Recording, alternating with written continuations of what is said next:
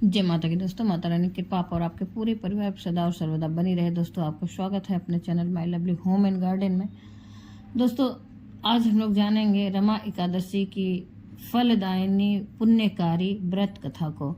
इसके पहले वीडियो में हम लोगों ने जाना रमा एकादशी की पूजा विधि, शुभ मुहूर्त, पारण का मुहूर्त और क्या उपाय करें कि धन प्राप्ति हो और दाम्पत्य जीवन में खुशहाली आए। दोस्तों, तो इससे पहले वाली वीडियो में हम लोगों ने बहुत सारी महत्वपूर्ण बातों पर चर्चा की थी, लेकिन अभी की वीडियो में हम लोग जानेंगे पौराणिक कथा, जिसकी सुनने मात्र से हमारे जन्मों जन्म के पाप नष्ट हो जाते हैं। दोस्तों, इसलिए आपसे अनुरोध है कि इस कथा को पूर्ण सुने, बीच में छोड़कर न जाएं, वरना दोष भी लग सकता है। दोस्तों, और कोई भी बात इस वीडियो की आपको अच्छी लगे तो लाइक करना ना भूलें। आप पहली बार मेरे चैनल पर आए हैं तो मेरे चैनल को सब्सक्राइब करें, बेल नोटिफिकेशन अवश्य ही दबाएं, जिससे आने वाली वीडियो आपको समय से प्राप्त हो सके। दोस्तों, कोई भी प्रश्न या सुझाव हो तो कमेंट बॉक्स में लिख सकते हैं।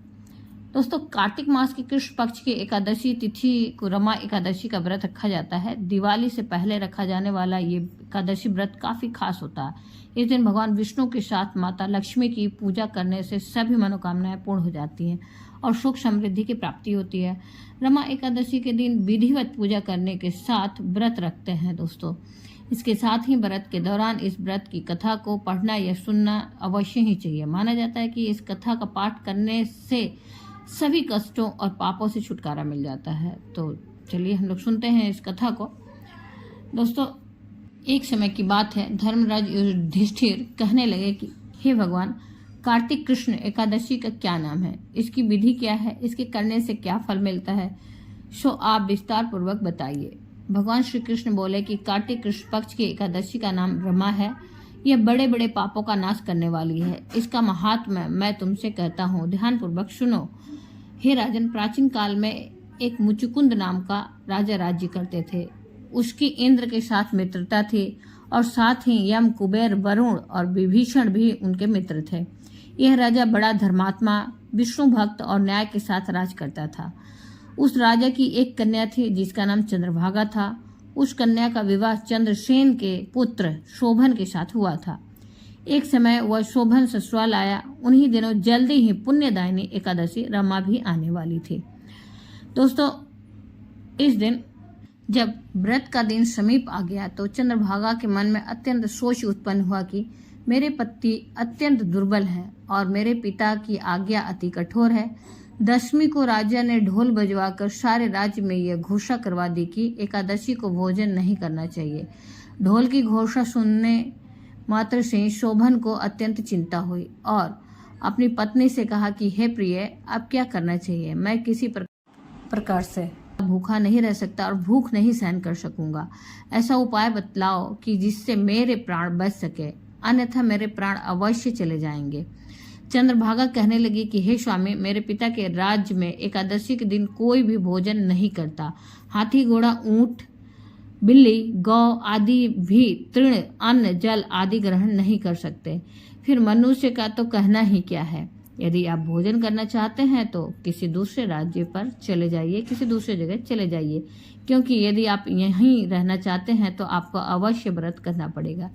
ऐसा सुनकर शोभन कहने लगा कि हे प्रिय, मैं अवश्य व्रत करूंगा। जो भाग्य में होगा वह देखा जाएगा।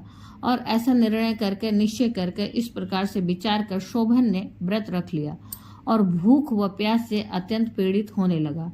जब सूर्य नारायण अस्त हो गए और रात्रि को जागरण का समय आया तो वैष्णवों को अत्यंत हर्ष देने वाला था, परंतु शोभन के लिए अत्यंत दुखदायी हुआ। प्रातःकाल होते शोभन के प्राण निकल गए।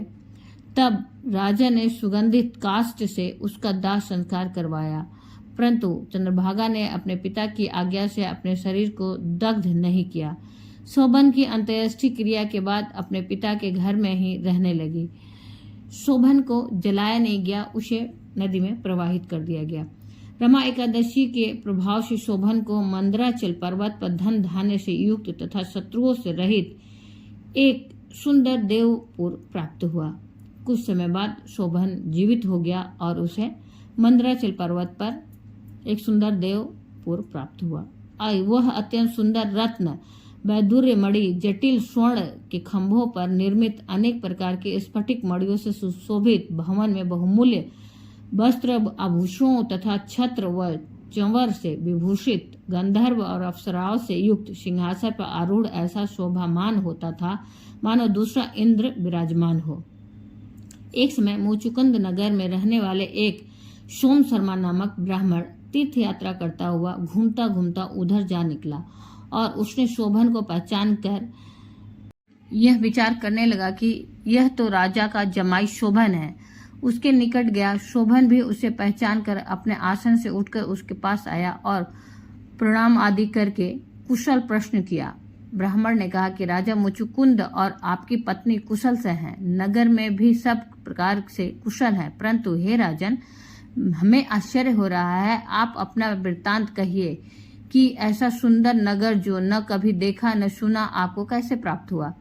तब शोभन बोला कि कार्तिक कृष्ण की रमा एकादशी का व्रत करने से मुझे यह नगर प्राप्त हुआ, परंतु यह अस्थिर है। यह स्थिर हो जाए ऐसा उपाय कीजिए। ब्राह्मण कहने लगा कि हे राजन, यह स्थिर क्यों नहीं है और कैसे स्थिर हो सकता, आप बताइए, फिर मैं अवश्य में यह उपाय करूंगा। मेरी इस बात को आप मिथ्या न समझिए। शोभन ने कहा कि मैंने इस व्रत को श्रद्धा रहित होकर किया है, अतः यह सब कुछ अस्थिर है।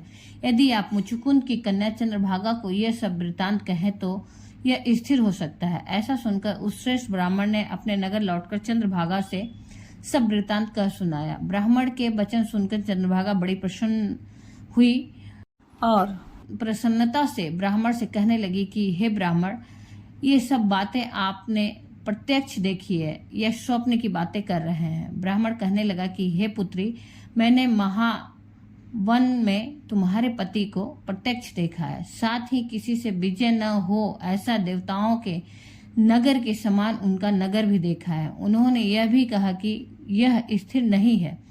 जिस प्रकार यह स्थिर रह सके सो उपाय करना चाहिए। चंद्रभागा कहने लगी कि हे विप्र, आप मुझे वहां ले चलो। मुझे पतिदेव के दर्शन की तीव्र लालसा है। मैं अपने किए हुए पुण्य से उस नगर को स्थिर बना दूंगी। आप ऐसा कार्य कीजिए जिससे उनका हमारा संयोग हो, क्योंकि योगी को मिला देना महान पुण्य है। सोम शर्मा यह बात सुनकर चंद्रभागा को लेकर मंदराचल पर्वत के समीप वामदेव ऋषि के आश्रम गया। वामदेव जी ने सारी बात सुनकर वेद मंत्रों के उच्चारण से चंद्रभागा का अभिषेक कर दिए। तब ऋषि के मंत्र के प्रभाव और एकादशी के व्रत के प्रभाव से चंद्रभागा का शरीर दिव्य हो गया और वह दिव्य गति को प्राप्त हुई। इसके बाद बड़ी प्रसन्नता के साथ अपने पति के निकट गई। अपनी प्रिय पत्नी को आते देखकर शोभन अति प्रसन्न हुआ और उसे बुलाकर अपनी बाईं तरफ बिठा लिया। चंद्रभागा कहने लगी कि हे प्राणनाथ, आप मेरे पुण्य को ग्रहण कीजिए। अपने पिता के घर जब मैं 8 वर्ष की थी तब से विधि पूर्वक एकादशी के व्रत को श्रद्धा पूर्वक करती आ रही हूँ। इस पुण्य के प्रताप से आपका यह नगर स्थिर हो जाएगा तथा समस्त कर्मों से युक्त होकर प्रलय के अंत तक रहेगा। इस प्रकार चंद्रभागा ने दिव्य आभूषणों और वस्त्रों से सुशोभित होकर अपने पति के साथ आनंद पूर्वक रहने लगी। हे राजन, यह मैंने रमा एकादशी का महात्म्य कहा है। जो मनुष्य इस व्रत को करते हैं उनके ब्रह्म हत्या आदि समस्त पाप नष्ट हो जाते हैं। कृष्ण पक्ष और शुक्ल पक्ष दोनों की एकादशियां समान हैं। इसमें कोई भेदभाव नहीं है, दोनों समान फल देती हैं। जो मनुष्य इस महात्म्य को पढ़ते अथवा सुनते हैं वे समस्त पापों से छूटकर विष्णु लोक को प्राप्त होते हैं। दोस्तों, ये तो रही रमा एकादशी की संपूर्ण कथा और महात्म्य। इसे सुनने मात्र से आपके सारे पाप और दोष समाप्त हो जाते हैं। उम्मीद करते हैं इस वीडियो की जानकारी आपको अच्छी और उपयोगी लगी होगी। अच्छी और उपयोगी लगी तो लाइक करें। आप पहली बार मेरे चैनल पर आए हैं तो सब्सक्राइब करें मेरे चैनल को और बेल नोटिफिकेशन अवश्य दबाएं, जिससे आने वाली वीडियो आपको समय से प्राप्त हो सके। दोस्तों, कोई भी प्रश्न या सुझाव हो तो कमेंट बॉक्स में लिख सकते हैं। आने वाली वीडियो में हम लोग जानेंगे धनतेरस से संबंधित कई उपाय और जानकारियाँ। फिर मिलते हैं दोस्तों एक नई जानकारी के साथ नए वीडियो में। तब तक के लिए जय माता की, माता रानी की कृपा और आपके पूरे परिवार सदा और सर्वदा बनी रहे। दोस्तों, धन्यवाद दोस्तों।